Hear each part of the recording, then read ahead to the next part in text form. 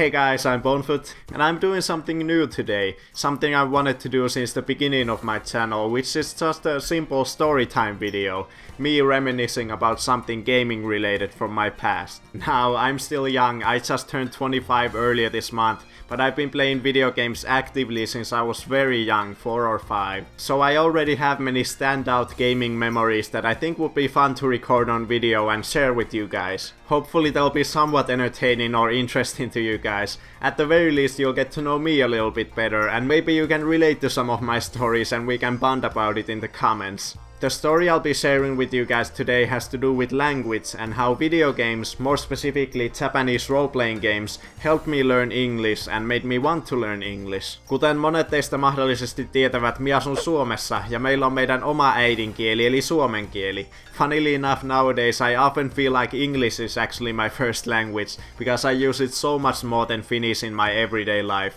but obviously that wasn't always the case. When I was growing up with the NES and the SNES, all the games were of course in English, but back then you weren't really missing much not being able to understand the few paragraphs of text the game might sometimes have in it. The stories were usually so simple that you could piece them together in your head from just what was happening on the screen. The only Finnish text you might find were in the instruction manuals, but to be honest, back then, outside of looking through them during the long car ride home from the game store, I couldn't care less about the manuals or game boxes. After getting home, the only thing that mattered was the cartridge and playing the game till exhaustion. Of course, nowadays I'm kicking myself for it because the manuals back then were really well made and awesome, with lots of colorful illustrations and tips, and they're all but extinct from modern games these days. The first time I remember really wishing I knew English was with the game series that introduced me to JRPGs, my favorite game genre. I must have been about 9 years old at the time, and that little series was called Pokemon. The Pokemon anime was a huge phenomenon at the time, and pretty much every kid in my small hometown was into it, including me, since it was dubbed into Finnish for our TV. Sen nimi on Pikachu. Ai, onpa se söpö. Se on kaikkein paras. Tai sitten ei. Hei, Pikachu. Pika. The yellow version was the first game I played, but gold was the first one I actually owned myself, and then I got blue shortly afterwards. The way and order in which I played all these is a little confusing and a topic for a whole nother video, so I'll save that for later, but I'll just say that these games were one of the best gaming experiences I had had until that point. I still vividly remember the first time I played Yellow and how amazing it felt to be able to walk around in the Pokemon world, capturing all the different Pokemon and then fighting with them to make them stronger. I was in 3rd grade at the time, which was when they had just started teaching us the very basics of English in school. It was obviously not nearly enough for me to be able to understand what almost any of the text in the Pokemon games meant. However, the gameplay had me so hooked on them that I was able to trial and error my way through all of Pokemon Gold and Blue while ignoring the stories. Cut to a year or two later, I now had the PS1 and I was visiting one of my cousins who was quite a bit older than me, and there he was playing these what I thought were some really cool looking games called Suikoden and Final Fantasy. It's interesting, this was the first time I realized that the role-playing game genre even existed. The Pokemon games were my first experience with them, but I didn't know there were other games like that. I thought Pokemon was just its unique type of game. We didn't get almost any RPGs on the NES or SNES here in Europe. No Final Fantasies, no Chrono Trigger, no Super Mario RPG, no Earthbound, none of them came out here. So I didn't have a reference point for the Pokemon games until seeing RPGs on the PS1. So after seeing them at my cousin's house, the next time I got to go to a game store, which wasn't often because we didn't have one in our town, I specifically looked out for and wanted to get a role-playing game. And what I found was this gem of a game right here. Breath of Fire 4, or as I called it back then, Breath of Fire 4. It took me quite a few years before I realized I was pronouncing breath wrong. This is the game that started my attempt at making sense of these games that I was playing by translating all the text myself. I was around 11 years old at the time, I think, so I had been taught English in school for a few years now. I had a lot of the basics down by this point, like the pronouns, question words, and a bunch of other common words and sayings, but my vocabulary was still very small. How I went about translating Breath of Fire 4 was with my English schoolbook. At the end of the book there's this limited but helpful English to Finnish dictionary. So what I did was go through every piece of dialogue word by word, and whenever I came across a word I didn't recognize or remember, which at this point was multiple times per sentence, I looked it up from the dictionary.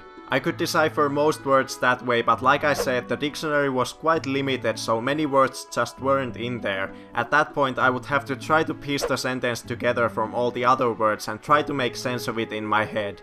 My clearest memory of the whole translation process was a few hours into Breath of Fire 4. There's this town called Chamba, and when you get there, everyone is talking about how a large portion of the town is blocked off because it has been completely overtaken by a hex. I had no idea what that word meant, so I checked the book, and of course, it was not in the dictionary. It was such a prevalent word in that area, all the NPCs were constantly saying it, and it had so much bearing on the story of that section of the game, so it really annoyed me that I didn't know what it meant. I remember going as far as to asking my parents if they knew what it meant, which is funny to think back on because nowadays I know just how bad their English is. They probably still know less than I did back then.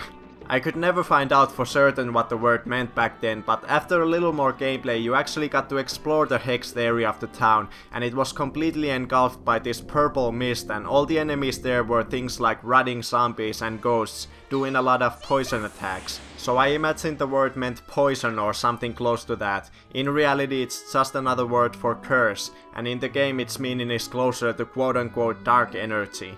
As you can imagine, the translation process was extremely tedious and made playing through the game ridiculously slow. More time was spent flipping through pages of the dictionary looking for words than actually playing the game. But I was so enamored by the fact that I was finally able to understand what the story of the game I was playing, especially an epic role-playing game like this, was all about. Until this point, I was only ever able to play games for the entertainment value that the gameplay itself brought. The stories were always behind a language barrier, or they were too simple to even matter, so this felt like a whole new exciting frontier in my gaming life. I did the translating for a good while with Breath of Fire 4, but eventually I do remember I got too sick of how slow paced it was going through the game like that, so I gave up and played through the rest of the game just concentrating on the gameplay and trying to survive with the limited knowledge of English that was already in my head, and I guess it did work to a certain extent. I managed to beat the game, but most of the later story went way over my head. Nowadays the game holds a very special place in my heart, and it's one of the most nostalgia-inducing games for me, especially the music. Every time I hear it, it sends massive shivers down my spine and brings up so many memories.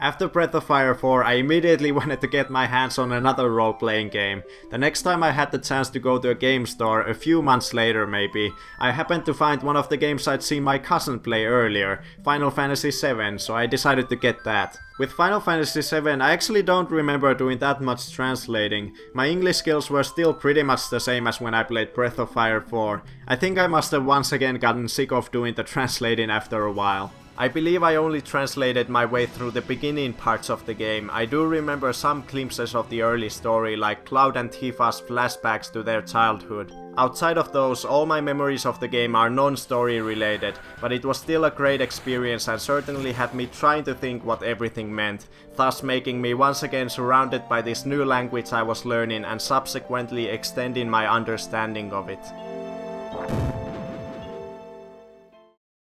The last game I want to mention regarding this topic is a big one. If someone were to ask me what my favorite video game of all time is, on most days this is the game that I would probably bring up. This was around 1 to 2 years after Final Fantasy VII. I was 13 years old and by now our family had finally acquired our first personal computer, and with it, the interwebs. which meant that I was now more than ever constantly surrounded by English, and my skills in it had vastly improved in a short amount of time. It was high time I went and found myself another role-playing game to play, but little did I know just how much this particular game was gonna impact me. It was being hyped as the Final Fantasy VII killer at the time of its release. Of course, I had no idea it was being called that. I just once again looked for an RPG and picked the one that had the coolest looking box art and screenshots in the back, and what I got was Grandia. I started playing the game, and man was it easier and smoother by this point. I still had my English schoolbook next to me, but I didn't have to use it anywhere near as often, only with some more uncommon words here and there. I was finally able to enjoy a game's story without it being a huge hassle, and it was great. There's one moment in the game in particular that I wanna talk about that was like a religious experience to me back then. It takes place about 6 hours into the game. I'm gonna describe the whole scene, so get ready for some storytime inception. It's evening, and the next morning the main character Justin is about to start his big adventure to the unknown by boarding a steamer to the new continent. His late father and grandfather before him were adventurers, and it's been his lifelong aspiration to follow in their footsteps.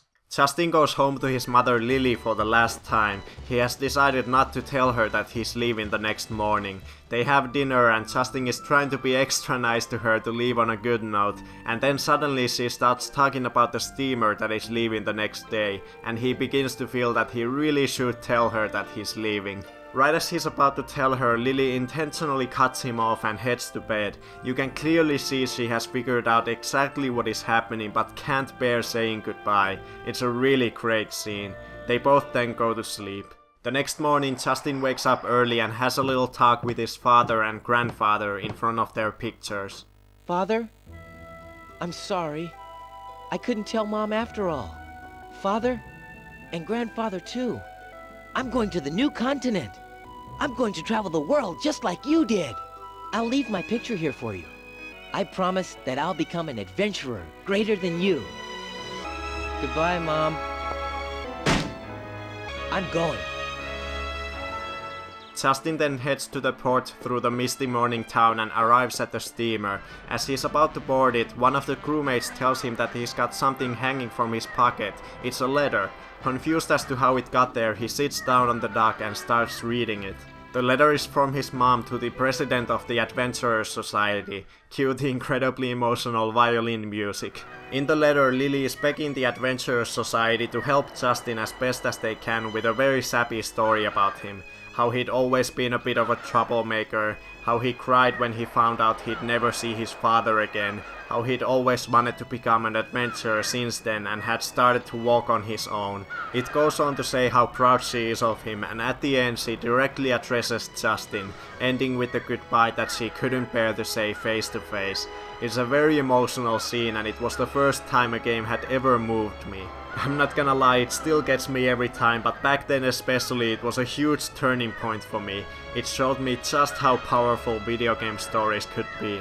It was a whole nother level of the escapism that I wanted and needed from video games at the time, because school life was so horrible for me.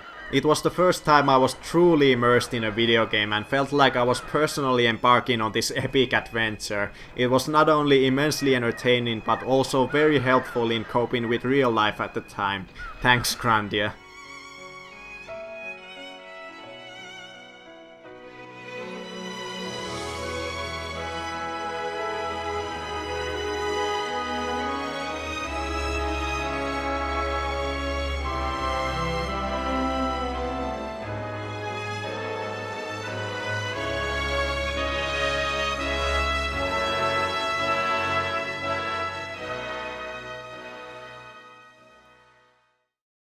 That should do it for this first storytime video. As a little last note, I think video games really were the primary motivator for me to want to learn English. Movies, TV shows and books were almost always subtitled or translated into Finnish, so I could always enjoy them with just my native language, but video games almost never got the same treatment. And since video games were my favorite out of all the different entertainment mediums, I was forced to go through all the hassle I described in this video, but it definitely paid off. If I remember correctly, ever since they started teaching English in the 3rd grade all the way to the 9th grade, every year I got the best possible grade in English, which was 10. It was always my favorite and easiest school subject, and I attribute a lot of that to my love of games. Every time I was doing that translating process, I was always building my vocabulary more and more in my free time. And when I went back to school, I could just concentrate on learning the rules of the language, because I already had all the words down pat.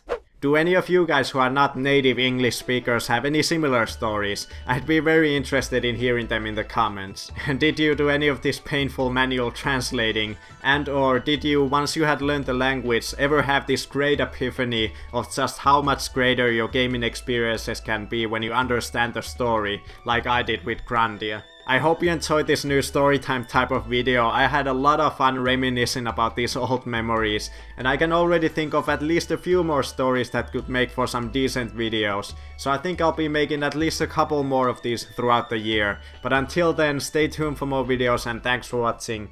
Take care.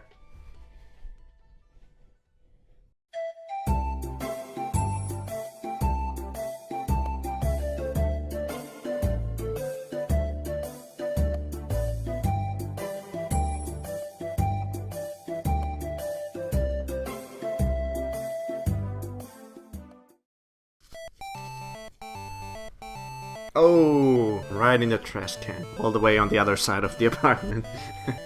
I was in 3rd grade at the time, which was when they had just started teaching us the very... Which was when they had just started teaching us the very basics of English in school. Fuck.